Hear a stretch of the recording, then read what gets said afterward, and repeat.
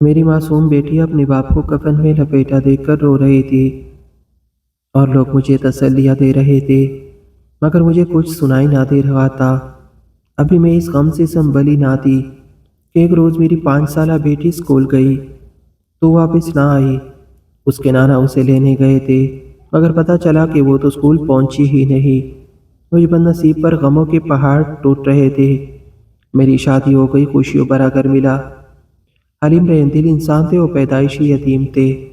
अच्छी तरह जानते थे कि यतीमों के दुख क्या होते हैं, महरूमियाँ कैसे कैसे जख्म लगाती है। तो तेरी माँ कितनी बेरहम हुआ करती है और ये दुनिया कितनी बेहस व सफाक है।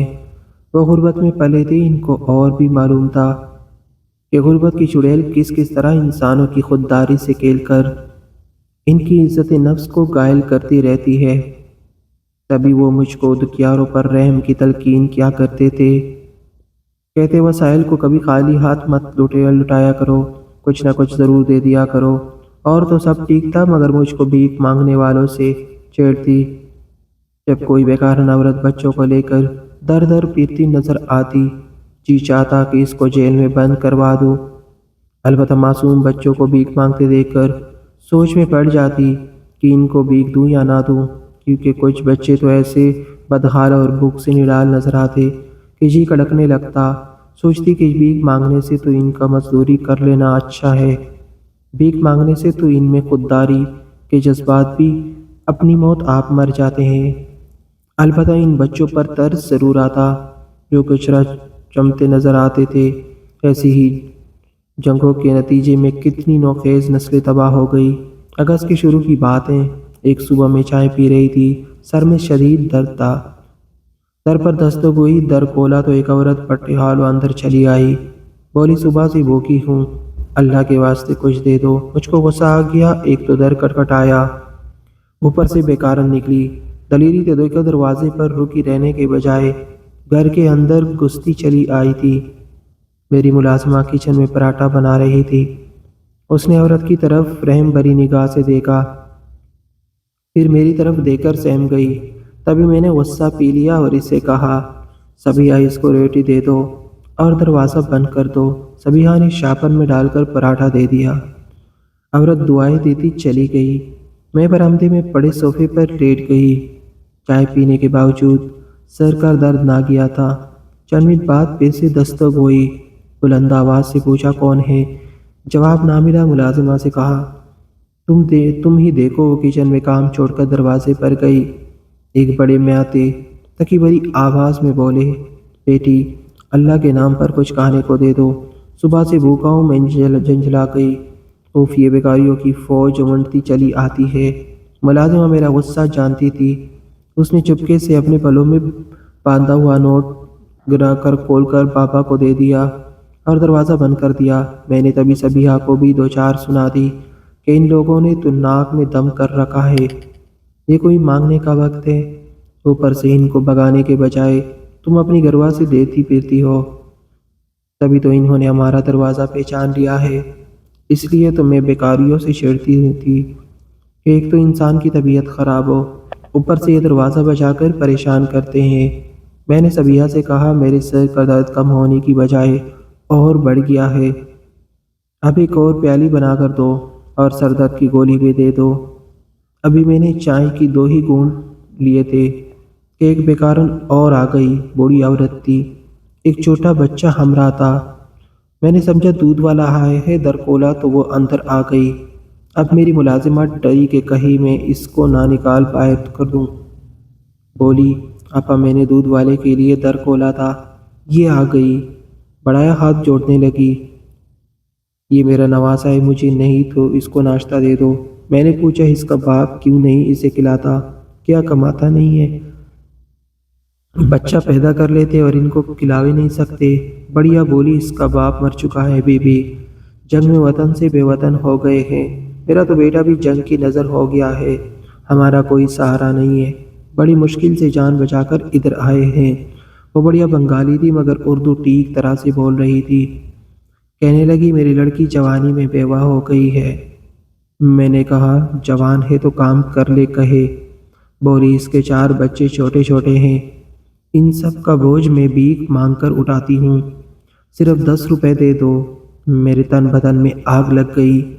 کیا میں روپے بانٹ رہی ہوں؟ میرے میاں بے شک بہت خوشحال تھے، لیکن یہ خوشحالی ایسی نہیں آئی تھی۔ انہوں نے بھی جی توڑ کر محنت کر کے اپنا کام بنایا تھا۔ میں نے سبیہ کو آواز دی، دیکھو تو یہاں آ کر میرا دماغ خراب کر دیا ہے۔ وہ دوڑتی ہوئی آئی، کہنے لگی بی بی آپ اپنے کمرے میں جا کر آرام کیجیے، میں خود ان سے نمٹ لوں گی۔ کل کا سالن اور باسی روٹیاں پڑی ہوئی ہیں، وہی ان کو دے دیتی ہوں۔ میں نے کہا تم جیسے لوگ ہی تو بھیک دے کر ان کا دماغ خراب کرتے ہو۔ 2 دن کھانا نہ ملے تو پھر دیکھو یہ کیسے کام کرتے ہیں۔ سبیہ نے کہا آپ غصہ نہ کیجیے، آج آپ کی طبیعت ٹھیک نہیں ہے۔ یہ بھیک نہیں مانگتے، ان کے چھوٹے چھوٹے بچے بھی کام کرتے ہیں۔ کیا خبر اس بوڑھی عورت کے کیسے حالات ہو۔ آپ بھی ٹھیک سوچتی ہے، واقعی جو اچھے بڑے تندرست لوگ بیکاری بن جاتے ہیں وہ اپنی ساری نسل کو نکما کر دیتے ہیں۔ ان پر غصہ بجا ہے۔ اس نے اس طرح کی باتیں کر کے میرا غصہ ٹھنڈا کر دیا۔ آپ خفا نہ ہو، انسان کبھی کبھی بہت مجبور ہو کر ہاتھ پھیلا دیتا ہے۔ اس نے باتوں میں صبر کر لیا اور وہ بیچاری بھی میرے ماتھے پر بل دیکھ کر چپ ہو گئی۔ میں نے ملازمہ سے کہا آپ دروازے کی کنڈی مت لگانا، میں لیٹنے جا رہی ہوں، کنڈی کا کٹا نہ سنو، جو آواز لگائے خود جواب دے دینا۔ یہ کہہ کر میں کمرے میں جانے لگی تو وہ بولی آپ نے چائے تو پی نہیں؟ اچھا میں ناشتہ کر لیتی ہوں۔ اس نے ایک اور گرم پیالی میرے آگے لا کر رکھ دی۔ بسکٹ پلیٹ میں چو کے تو رکھے تھے۔ میں نے ایک بسکٹ منہ میں رکھا ہی تھا کہ کھلے دروازے سے ایک اور عورت بے دھڑک اندر آ گئی اور برآمدے کے ستون سے لگ کر بیٹھ گئی۔ مجھ کو اس کا اس طرح آنا ایک آنکھ نہ بھیا۔ تنگ آ کر پوچھا کیا بات ہے؟ بولی مصیبت زدہ ہوں، شوہر ڈرائیور تھا، حادثے میں جاں بحق ہو گیا، چھوٹے چھوٹے بچے ہیں، مالک مکان کرایہ مانگ رہا ہے، ورنہ گھر سے باہر سامان رکھ دینے کی دھمکی دے رہا ہے۔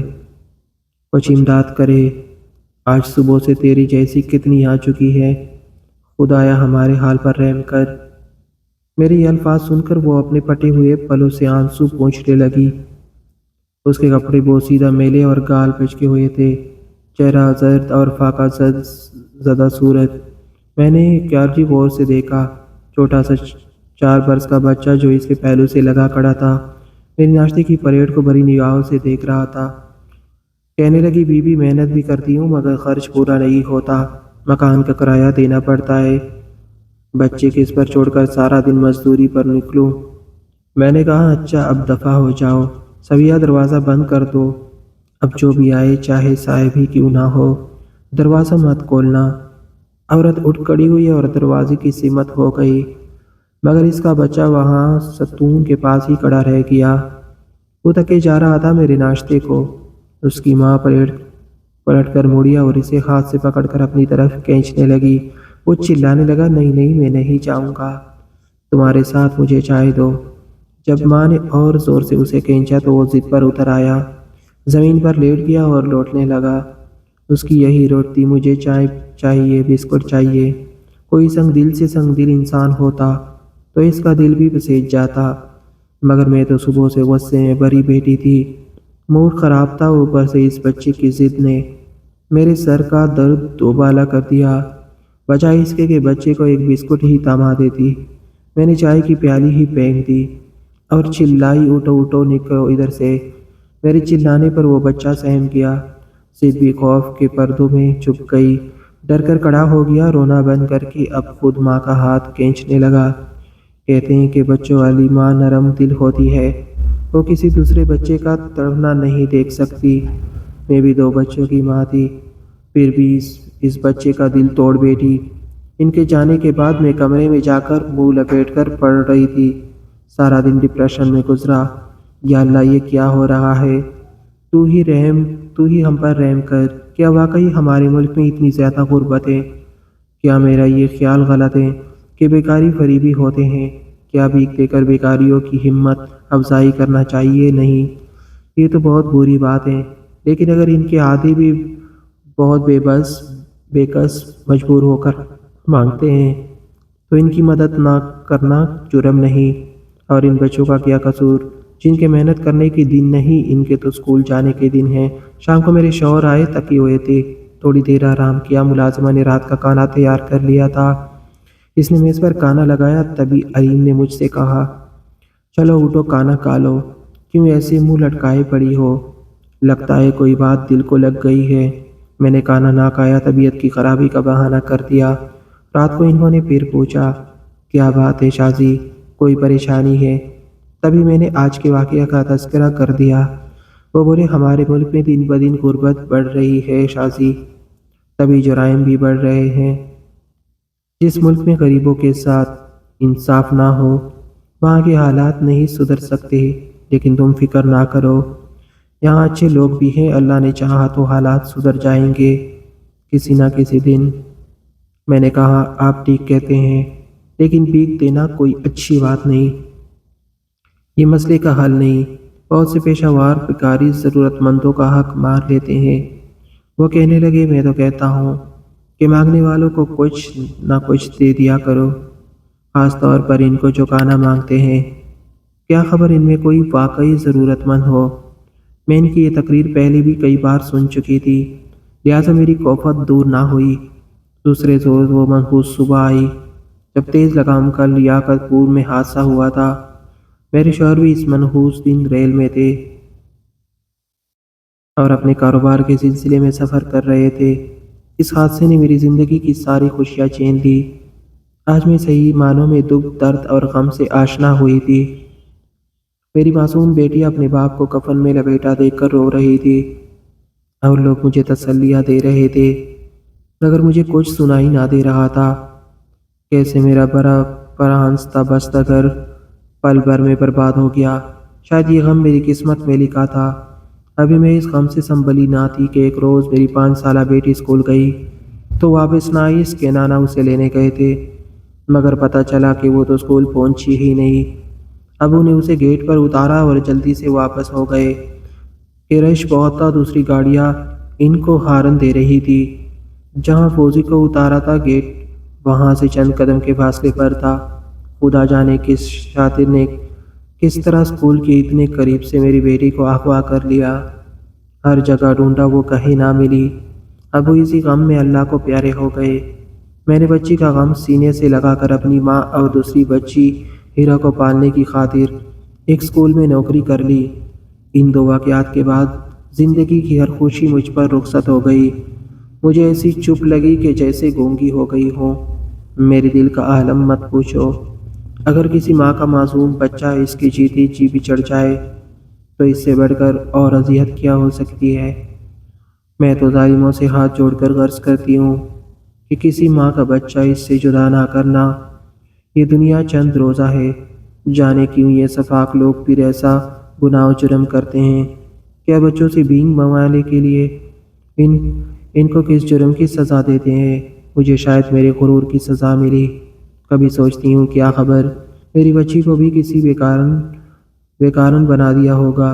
क्या खबर वो चाय या रोटी के टुकड़े को तरस रही होगी। खुदा जाने मुझसे बिछड़ कर वो किस हाल में थी।